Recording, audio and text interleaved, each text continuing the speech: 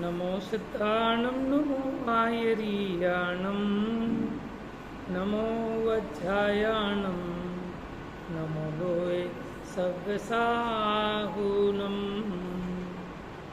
वन्दितु सर्वसिद्धे ध्रुवमचलमणो वमं गतिं पत्ते गोच्छामि समयपाहुड नमो सुधकेवली भणिदम् नमः समयसाराय स्वानुभूत्या चकासते चित्स्वभावाय भावाय सर्वभावान्तरक्षिदे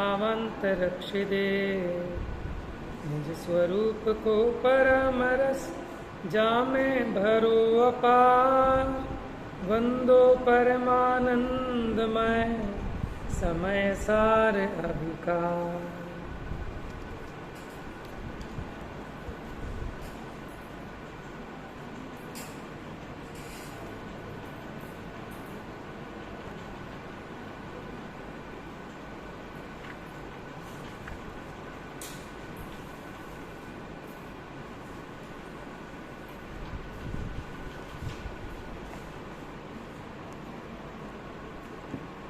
तो कल अपनी चर्चा ये चली थी कि जो अपने ज्ञान स्वभाव में तृप्त है वही सुखी है।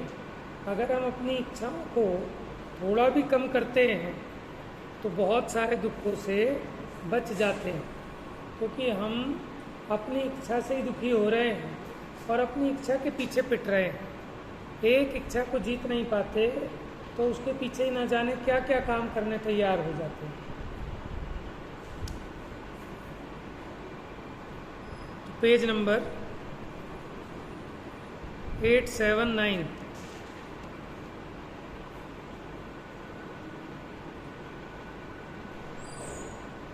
भावार्थ देखो नीचे। ज्ञान चेतना की भावना का फल यह है, उस भावना से जीव अत्यंत तृप्त रहता है। ये जो शब्द है ना तृप्त, इसकी भाव भासना हो जाए। देखो आज तक जीव ने 5 इंद्रिय के भोग इतने भोगे, लेकिन आज तक ये तृप्त जो है ये शब्द, इसकी भाव भासना में नहीं आया। आ गया होता तो ये शांत हो जाता, फिर आगे छोड़ देता इन 5 इंद्रिय के विषयों को जुटाना, भोगना। बस वो किस लिए नहीं हुआ? क्योंकि आज तक तृप्त नहीं हुआ, और इसलिए नहीं हुआ क्योंकि इससे आज तक सुख नहीं मिला। अगर इसे सुख मिल गया होता तो ये शांत हो गया होता, लेकिन अनादि से आज तक अशांत है। देखो सिद्ध भगवान शांत हो गए। जैसे कोई मर जाता है ना तो भी कहते हैं साहब ये शांत हो गए। अभी शांत कहाँ हुए? ये यहीं दिख रहे हैं शांत। कहीं और जाके उन्होंने वो क्या कहते हैं उत्पात मचा रखा है कि जहाँ गए वहाँ जाके उत्पात मचाता है। तो शांत तो सिद्ध भगवान हुए हैं। और शांत कटाक्ष के अर्थ में भी आता है कि जीते जीतो ना तो खुद जिया ना दूसरों को जीने दिया। आज शांति पड़ी है घर में, क्या आज ये बंदा शांत हो गया? जीते जी तो कोई इसे शांत करा नहीं सकता था। तो ज्ञान चेतना की भावना का ये फल है कि जीव अत्यंत तृप्त रहता है। तृप्त माने तो कोई इससे आके भी पूछे ना साक्षात देवता कि मांगो क्या तुम्हें वरदान चाहिए, तो कुछ नहीं चाहिए, तो कुछ कमी हो तो मांगे। आप सोचो कभी जिंदगी में ऐसा कभी कोई दिन आता है कि अपने अंदर से ही आवाज आए कि बस कुछ नहीं चाहिए? कभी नहीं होता ऐसा। चलो आपने भर पेट पूड़ियाँ खाई, तब तो मन में आ जाता भैया आप कुछ नहीं चाहिए। वो सुख वाला नहीं आता, वो अंदर से हैरान परेशानी वाला होता। उफ अब गया, बस पेट बोल गया, अब कुछ नहीं चाहिए। अब तो बस लेटना है, बिस्तर बता दो कहाँ है। तो चाहिए फिर भी विषय पलट जाता है बस है। लेकिन जिसको अत्यंत तृप्ति हो गई, जैसे देव हैं, अगर वो तृप्त होते ना, उनके पास एक से एक बढ़िया सामग्री है, तो फिर इन विषयों में रमते नहीं, वो विषयों में रम रहे हैं, इसका मतलब अभी भी बेचैन है, शांत नहीं है, तृप्त नहीं है।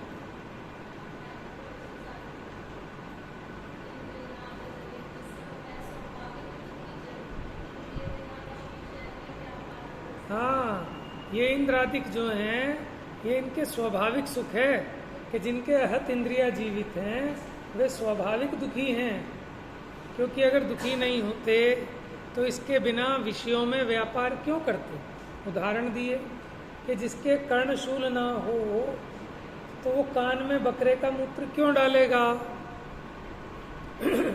ऐसे अलग अलग चीज़ों को उदाहरण दिए ना। जिसके आँख में फूला ना हो वो अंजनवटी से क्यों आंचेगा। कष्ट होता है ना वो लगाने में अंदर, तो लगा रहा है, इसका मतलब पीड़ा है इसलिए लगा रहा है ना। और क्या उदाहरण दिया।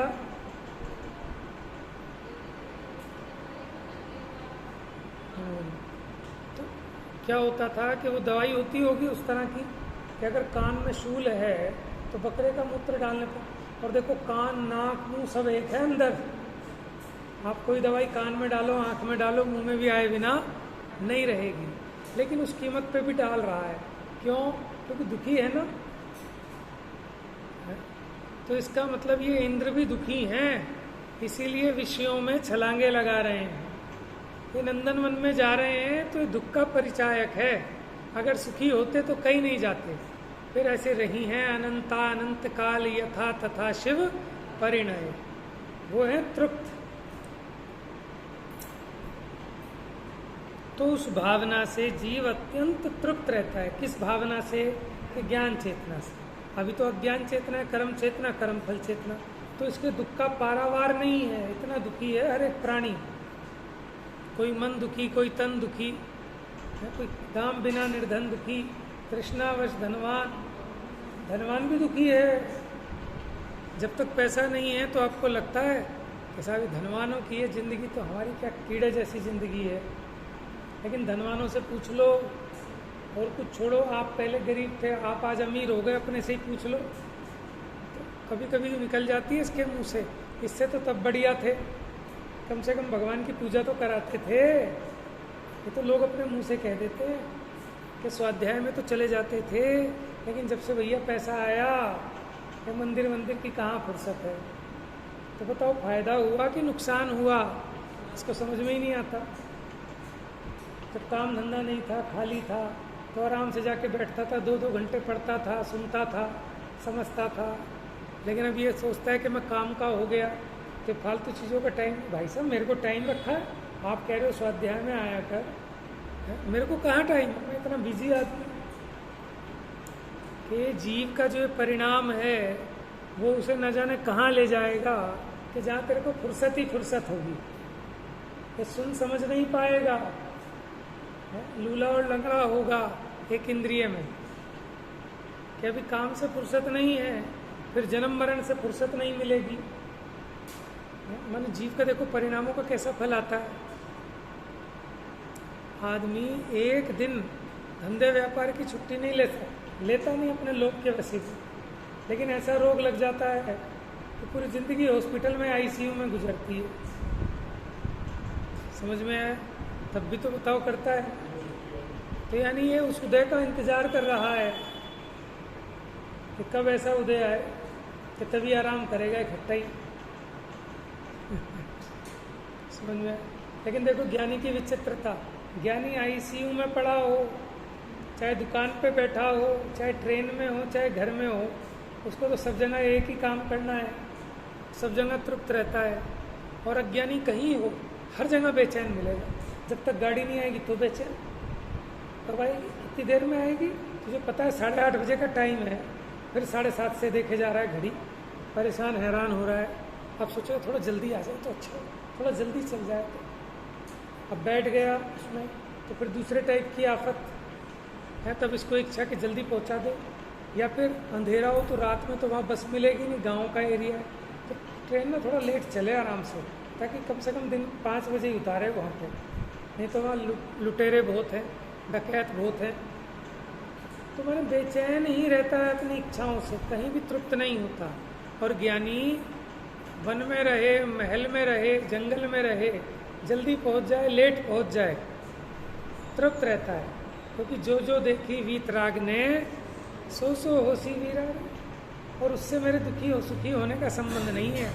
दुखी सुखी तो अपनी इच्छा से हो रहा है। जो काम 4 दिन बाद होना है, आप ये सोचो आज हो जाए, या आप सोचो कि 5वें दिन हो, तो दुखी होने का कारण है।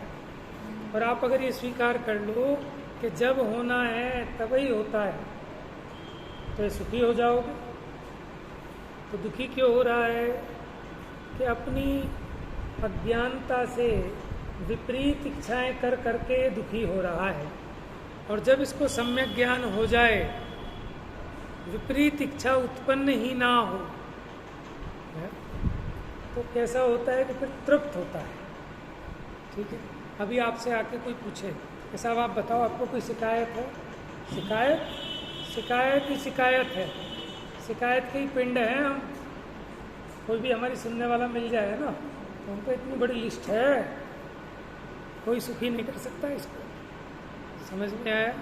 ये तो ऐसे कोई मिलता नहीं सुनने वाला, क्योंकि सबने अपनी अपनी सुनानी है, सुननी किसी ने नहीं है। समझ में आया? ये तो बहुत लंबी लिस्ट है, कोई सुखी नहीं है। एक छोटा सा बच्चा भी, उसके पास भी इतने दुखड़े हैं अपने रोने के लिए। ठीक है, अनेक अनेक। आप सुनोगे हैरत मानोगे, ये भी क्या दुख है बच्चों को। ठीक है, पत्नी से पूछो तो पत्नी के पास भी बहुत दुख है, पति से पूछो उसके पास भी दुख है। और मैंने उसकी नहीं कह रहा कि जिनके झगड़े चलते हों, मारपीट होती हो, तलाक चल रहे हों, जिन्हें दुनिया कहती हो कि साहब ये तो सीताराम की जोड़ी है, उनसे भी पूछ लोगे तो उनकी भी लिस्ट मिलेगी बहुत लंबी। क्यों? कि जीव किसी से दुखी नहीं है, ये थोड़ा क्रैक है। समझ में आया? ये पागल है, इसको हमेशा कुछ ना कुछ रहेगा ही।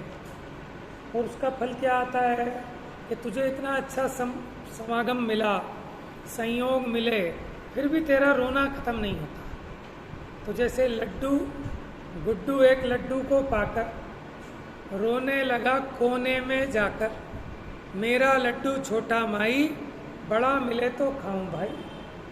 इतने में एक आया चूहा, लड्डू खा गया उसका चूहा। इतने में एक बिच्छू आया, बिच्छू ने उसको डंक लगाया, डंक लगा तो रोया गुड्डू, और चूहे ले गए उसका लड्डू।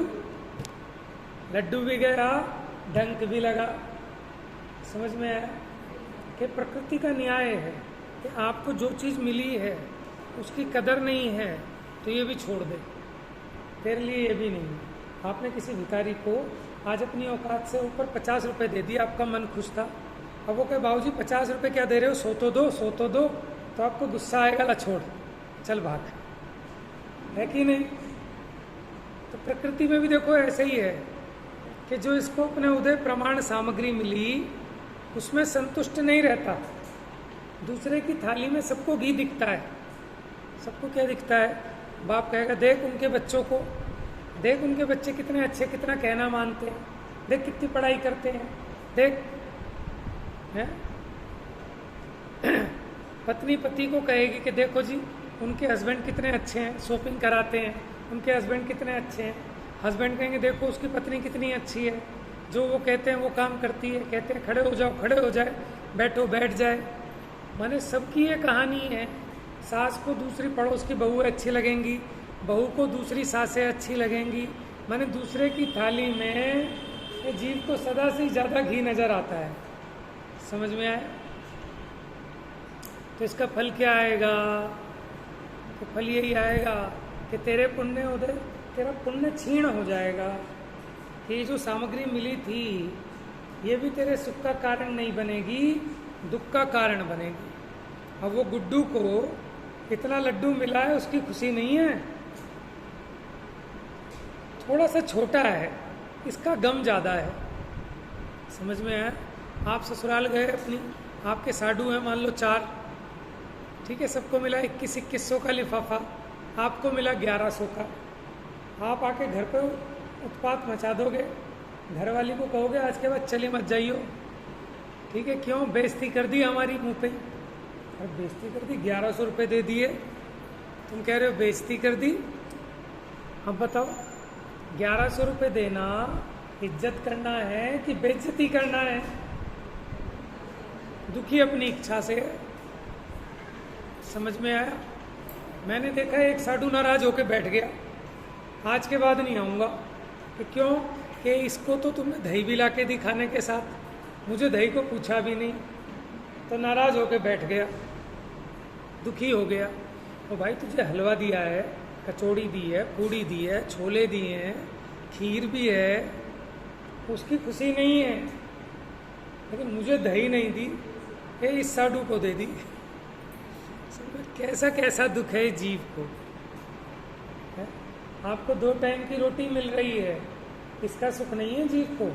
कि मुझे ऋषभ विहार में कोठी नहीं दी, इसका दुख है। अब बता तुझे कौन सुखी करे? जिसे ऋषभ विहार में कोठी मिली वो सुखी है, उससे भी पूछ लो जाके कि वो काहे को दुखी है। कि हमने कौन से पाप किए थे कि हमें यमुना पार में बसा दिया। यमुना पार माने लोग कहते हैं गंध। समझ में आया? तो कहते वसंत विहार भी है, वसंत कुंज भी है, ऐसी बढ़िया बढ़िया जगह है, वहाँ हमें क्यों नहीं मिली। तो वो ऐसे दुखी हैं। तो ये सारे के सारे प्राणी जब तक इनके इच्छा रूपी गड्ढा है, इन्हें साक्षात परम ब्रह्म आ जाए, ठीक है, वो भी इसका दुख नहीं मिटा सकते। लेकिन एक व्यक्ति है जो इसके सारे दुख मिटाने में समर्थ है।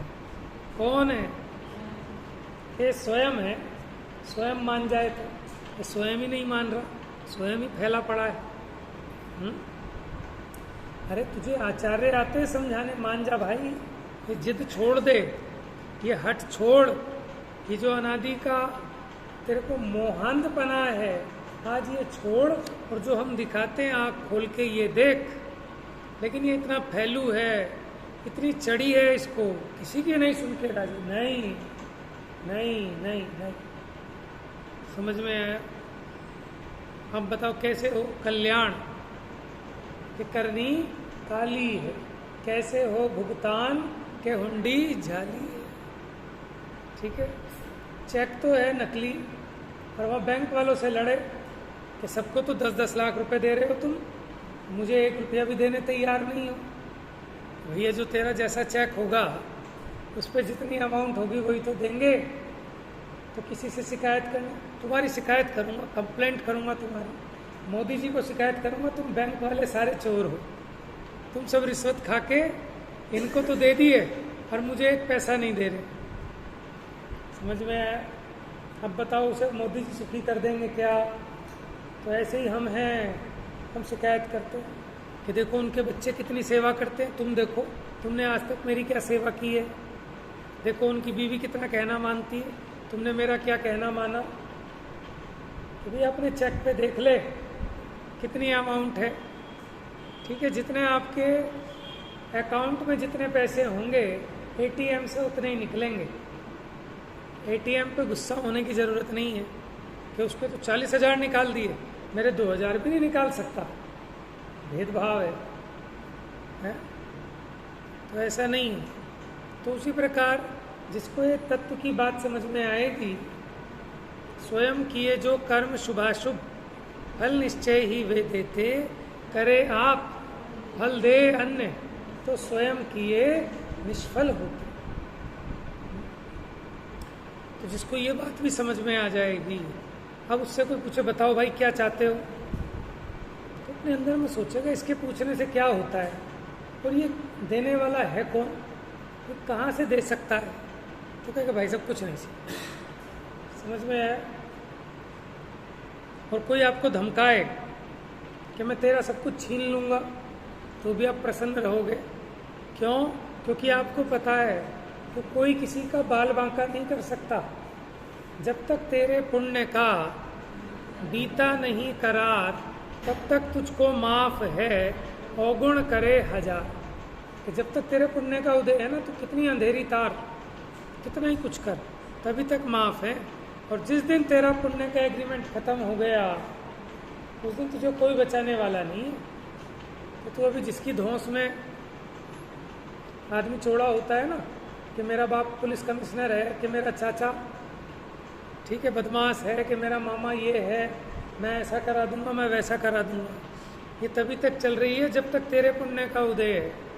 ठीक है, बड़े बड़े जिनके आगे मंत्री संतरी सब नतमस्तक थे हैं, माने बड़े बड़े बापू हो गए, बाबा हो गए, अब देखो उन्हें कौन बचा रहा है? जो मोदी जी आके उनके चरण छूते थे। समझ में आया? मोदी जी बचा लिया उन्होंने। और टाइम खराब आए तो प्रधानमंत्री अपने को ही ना बचा पाए, प्रधानमंत्री जेल में चला जाए। पाकिस्तान में तो होता ही रहता था ना, तो तख्ता पलट हो गया है।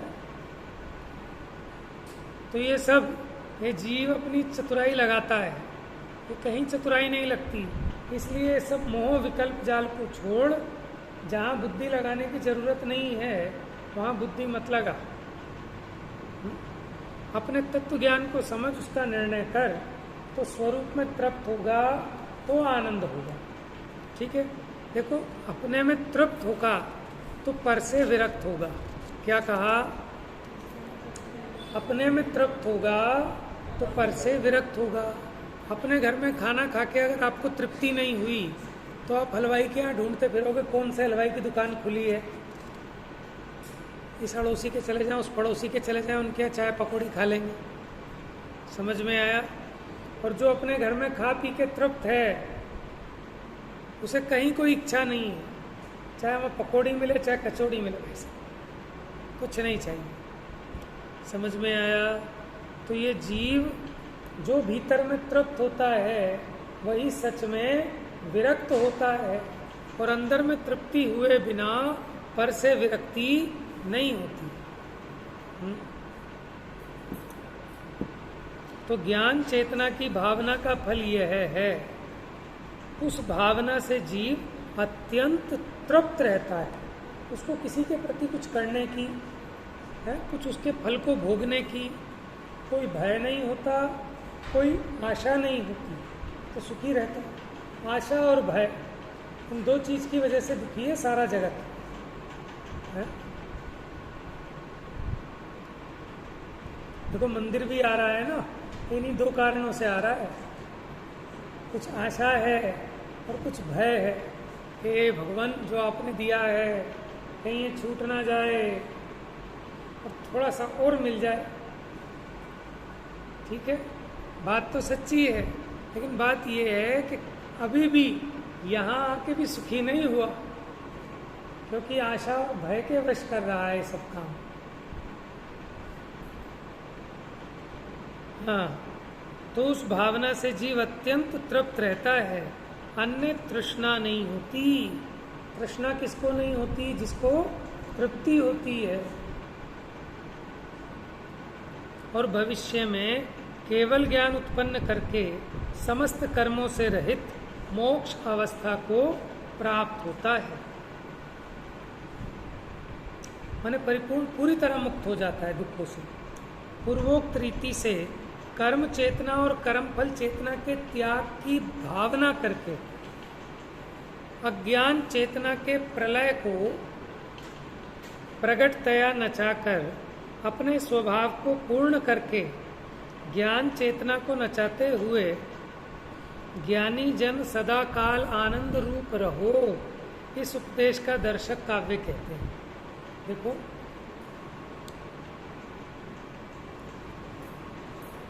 माने हर एक व्यक्ति संपन्न होना चाहता है, धन से, ठीक है, स्वास्थ्य से, मकान से, ठीक है ना, और फिर इज्जत भी चाहिए सबको। इज्जत के लिए तो इतनी मेहनत करता है।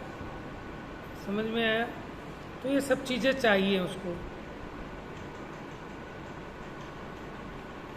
क्यों चाहिए? क्योंकि इसको ऐसी भाव वासना है कि जिनके पास पैसा है, जिनके पास बढ़िया कपड़े हैं पहनने को, क्यों चाहता है? छोटा बच्चा भी नए नए कपड़े पहनना चाहता है। समझ में आया? बढ़िया से बढ़िया जो उसका परिग्रह है उसको बढ़ाना चाहता है, जोड़ना चाहता है। हम भी ऐसे ही चाहते हैं। क्यों? क्योंकि हमें उसकी ऐसी भाव वासना है कि इससे सुख होता है, और जिनके पास ये है हम उसे ऐसी दृष्टि से देखते हैं कि ये जीव देखो कितने सुखी हैं, तभी तो हमें इच्छा लगती है। और अगर हमें ये समझ में आ जाए कि कितने दुखी हैं, क्या कि कितने दुखी हैं, तो अपने को जो इच्छा जगती है ना उनके जैसा बनने की, उनके जैसा। अरे साहब कितने भाग्य, इनके 8 फैक्ट्री चल रही हैं, 8। तो आपको देख के टेंशन हो जाए, भैया 8 फैक्ट्री, हम तो एक फैक्ट्री चलाने में पागल हो जाते हैं, ये 8 फैक्ट्री चला रहा है तो महापागल हो गया होगा। है? जैसे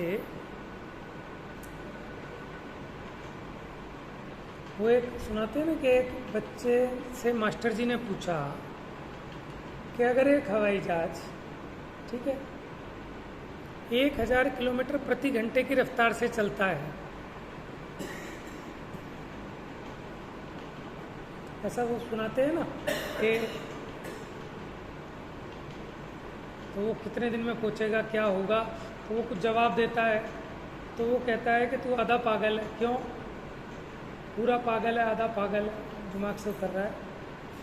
चुटकुला सुनाते हैं बच्चे। 1 घंटे में एक होती दूसरी साफ होती है, ऐसे भी बता देते हैं। हाँ, खैर, तो हम तो इस बात पे कह रहे थे कि ये अज्ञानी वैसे ही पागल है।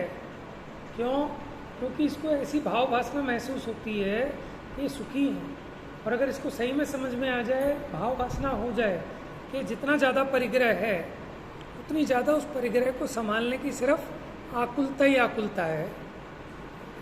आप ही देखो, जो अंबानी है, अडानी है, टाटा है, ये आप सोच रहे हो सुखी है?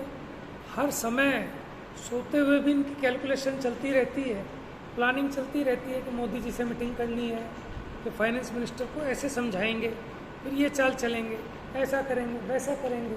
हर समय उपयोग इतना खराब है तो महाआकुलित है। हाँ, और जितने उसके पास धन संपदा है उनकी 50 पीढ़ी मौज करें आराम से, कुछ दिमाग लगाने की ज़रूरत नहीं, लेकिन उसका भोग नहीं कर पा रहे। कैसा गजब का पुण्य है देखो, सामग्री सब है लेकिन सुख नहीं है। वो लिखा होता है कई दुकानों पे कि आप पैसे से बढ़िया बिस्तर तो ले आओगे, लेकिन नींद कहाँ से लाओगे? आप बादाम, मेवे, ड्राई फ्रूट, बढ़िया बढ़िया पकवान तो ले आओगे, लेकिन भूख कहाँ से लाओगे?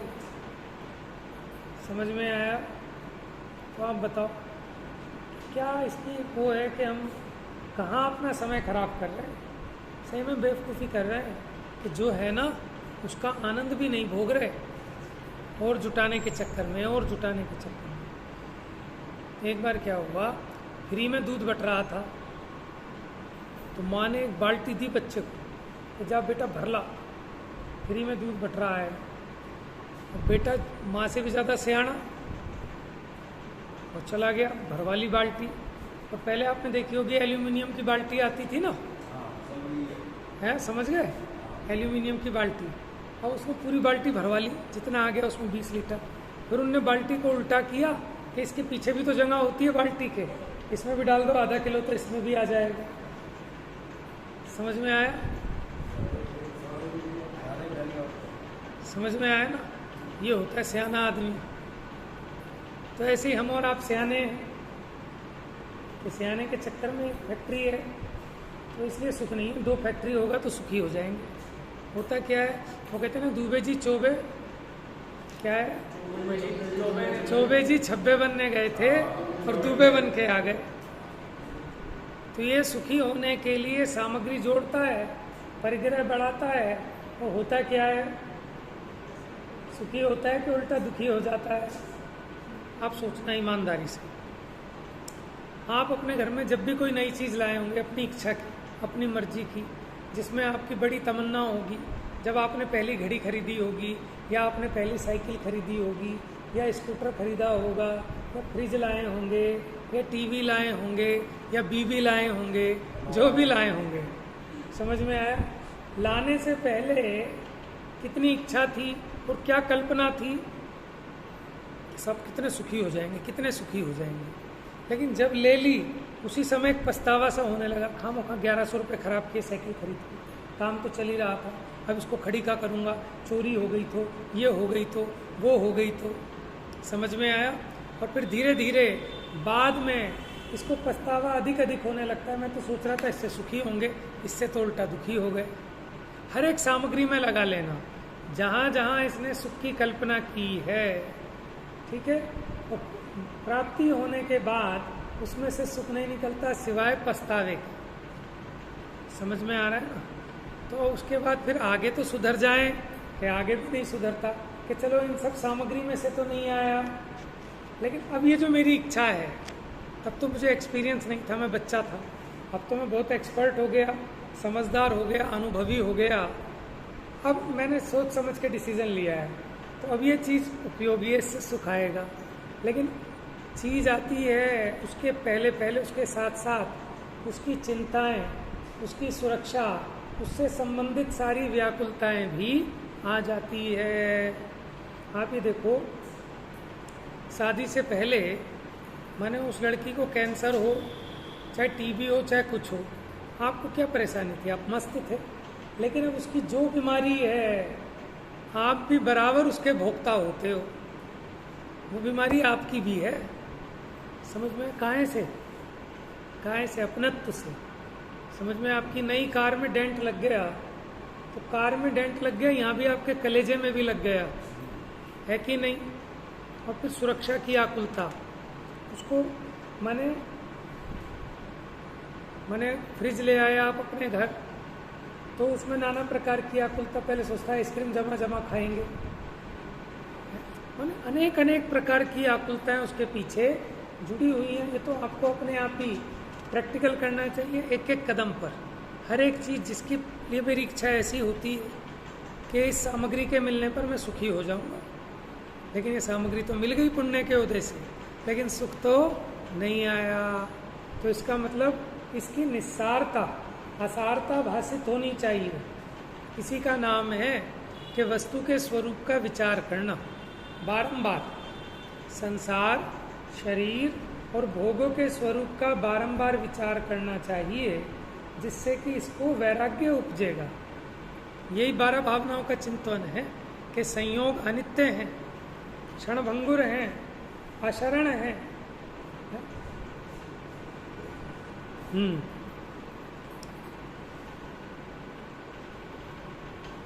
और जिसको ये सही भाव वासना होती है कि जिन्हें कुछ नहीं चाहिए वो सुखी हैं, जिन्हें किसी से कोई भय नहीं है, किसी से कोई आशा नहीं है, वो भगवान है, सच में भगवान है। क्यों? क्योंकि वो सुखी है।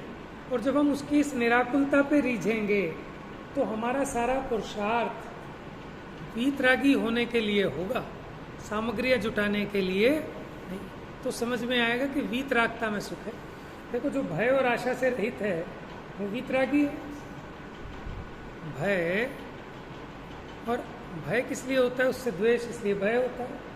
और आशा, उसके प्रति राग है तो आशा होती है।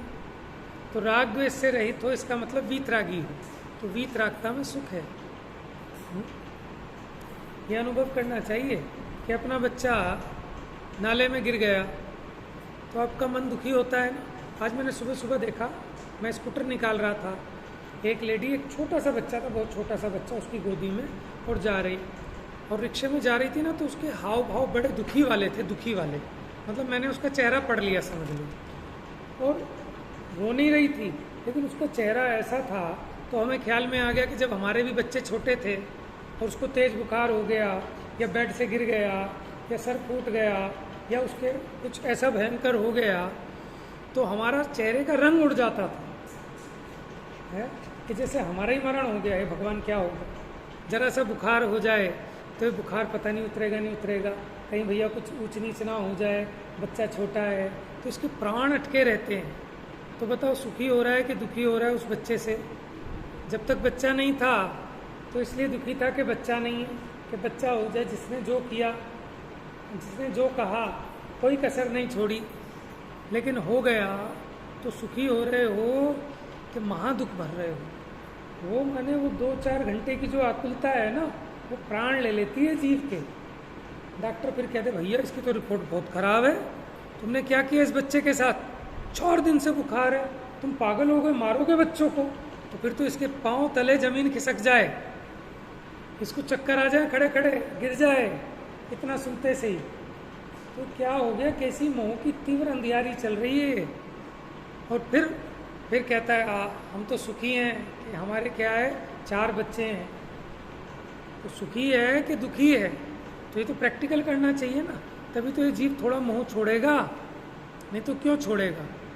लेकिन वही श्रीमद जी कहते हैं कि जीव विचार ही नहीं करता, विचार करे तो मिथ्यात्व रह नहीं सकता है। जिस विचार से इस मिथ्यात्व का अभाव होता है, मिथ्यात्व के जोर से वो विचार ही नहीं हो पाता। देखो गजब की बात, देखो जैसे किसी के सर पे भूत आ जाए, क्या भूत आ जाए, अब वो भूत 1 मिनट में भाग जाए, कब, जैसे वो दिखाते हैं ना कि वो ताबीज पहन ले हैं या मंदिर चला जाए तो भूत भाग जाएगा। लेकिन अब वो मंदिर नहीं जाता, क्यों, मंदिर चला गया तो भूत भाग जाएगा, और जब तक भूत सर पे है वो मंदिर जाने नहीं देगा। ऐसी इस जीव की स्थिति हो रही है कि अगर ये सम्यक विचार कर ले तो मोह रूपी भूत भाग जाएगा, लेकिन ये मोह रूपी भूत सवार है, वो इसको विचार नहीं होने देता। करे क्या जी, अब क्या करे कि जब ये मोह रूपी भूत थोड़ा हल्का होता है, जब इसका ध्यान इधर उधर होता है, हमें तो वो ईशान की बात अभी भी याद आती है एकदम, जब इसे पकड़ लिया था इसका हाथ और इसके इंजेक्शन लगाने वाले, तो फिल्म बनती है ना इमेज माइंड में, तुम्हें पता है स्टोरी। तो 9वीं क्लास में पढ़ता था, आंटी जी का बेटा है ईशान, तो हमारे यहीं से जा रहा था दूध लेके, उधर शास्त्री पार्क रहता था, तो इतने में हाथ पकड़ लिया इसका, एक आध इसमें किए या जो भी होंगे उठाने वाले, हाथ पकड़ लिया और साथ में इंजेक्शन हाथ में, कि अभी इंजेक्शन ठोक देंगे, चुपचाप चल। और पकड़ के ले गए पार्क में और फ़ोन पे बात कर रहे कि सुल्तान रस्सी ले आइयो, ये कर लियो वो कर लियो। और इस बच्चे ने क्या किया, इतने में उसे धक्का मारा और निकल के भाग ही आया। समझ में आया। अब वो बताओ कितना कठिन काम था धक्का, क्योंकि अगर वो इंजेक्शन लगा देते तो बेहोश था। समझ में आया। और उस बच्चे ने जो भुगती सो भुगती, आप बताओ आपके कलेजे पे क्या गुजरी होगी। माने सबका दुख है। बच्चे को स्कूल भेज देते हैं ना, उसके बाद जब तक बच्चा वापस ना आ जाए तो कैसा रहता है पेट। हाँ बताओ, अब ये सुख की सामग्री कहोगे कि दुख की सामग्री कहोगे, ये बताओ। आश्चर्य है कि नहीं, ये मोह की लीला है। तो मुझे तो ये बताने, देखो अब वहाँ गुंजाइश नहीं है उसके पास बचने की, लेकिन ये जीव अलर्ट है, इसकी बुद्धि जागृत है कि कभी तो मौका लगेगा, कभी तो मौका लगेगा। वो झाड़ियों में इसको खींच के ले गया और वहाँ वो पेशाब करने लगा, फ़ोन पे बात कर रहा है। बस इसको दाव लगा, 6 डाले की लाइन है ना कि दाव मत चूको, यह है सही में दाव लग गया कि दाव लग गया और इसने एक धक्का मारा और तुरंत भाग लिया। समझ में है। ऐसे ही हमारा भी दाव लग सकता है कि कर्म का उदय सदा एक जैसा नहीं रहता। क्या कहा, कर्म का उदय सदा काल एक जैसा नहीं रहता। वो जिसने पकड़ा है ना डाकू ने, उसकी पकड़ हमेशा एक जैसी नहीं रहती, कभी ढीली भी पड़ती है। लेकिन आपको अलर्ट रहना है कि अभी तो मैं शांत हूँ, लेकिन जहाँ इसकी पकड़ थोड़ी ढीली पड़ेगी और उस समय मैं थोड़ा पुरुषार्थ कर लूँगा तो निकला जा सकता है। बस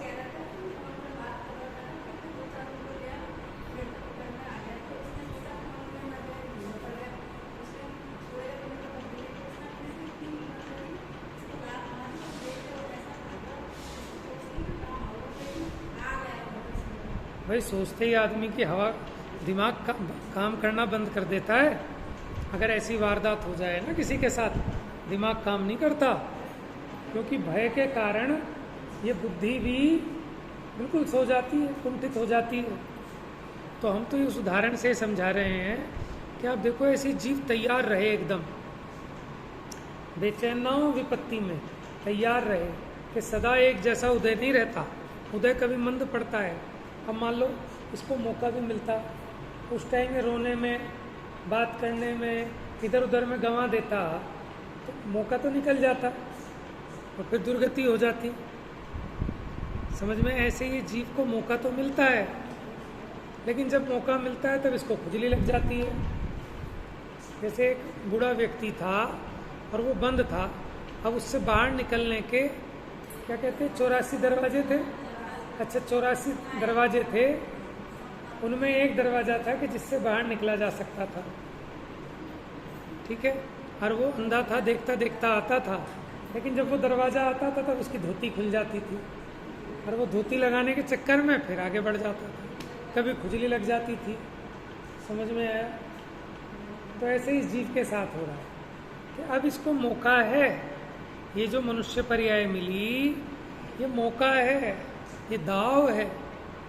इसमें जिनकुल मिल गया, जिनवाणी सुनने मिल गई, और सबसे बड़ी बात अपने को ये रुचि मिल गई। सब कुछ हो लेकिन ये रुचि ना हो, अब क्या रह गया? बस अब बस थोड़ी सी जरूरत है, बस जरा सा झटका मारना है और काम हुआ हुआ है जीव का। लेकिन उसकी इम्पोर्टेंस समझे तो बस अब ये दाव है, तुझे सर्वनिमित्त मिले हैं, अब अवसर चूकना योग्य नहीं है। अब जीव ये पुरुषार्थ, अब ऐसे समय में इसको उपदेश कार्यकारी है, और अब ये पुरुषार्थ करे तो काम बन सकता है, लेकिन प्रमाद को छोड़ना पड़ेगा। समझ में आया?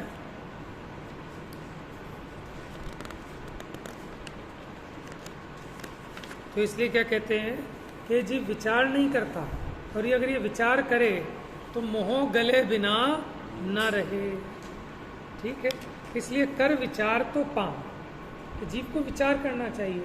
देखो खाली शास्त्र के सामने बैठे हैं उसी समय नहीं, पग पग पर ये दिन भर जो घटनाएं होती हैं बाद में ख्याल में तो आती है ना।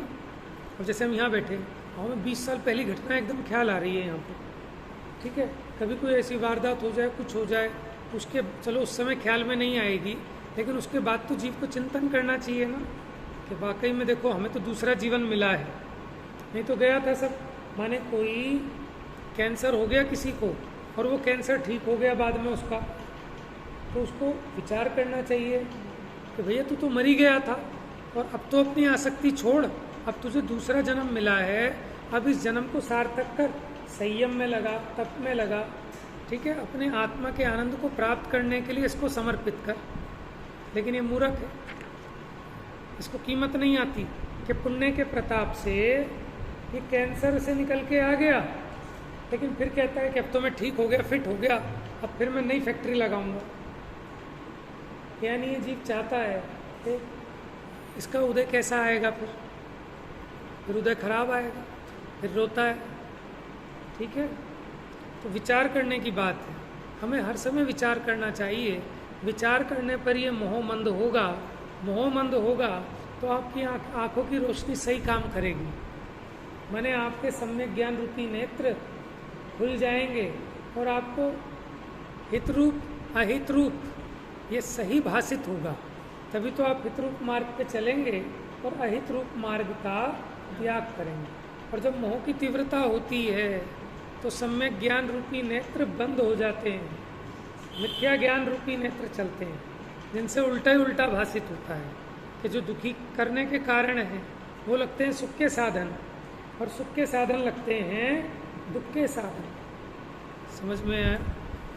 तो बस यहाँ यही बात पूरा करते हैं, इसको इसका कलश कर लेंगे अब। जा वाणी के ज्ञान से सूझे लोकालो, सो वाणी मस्तक नमो।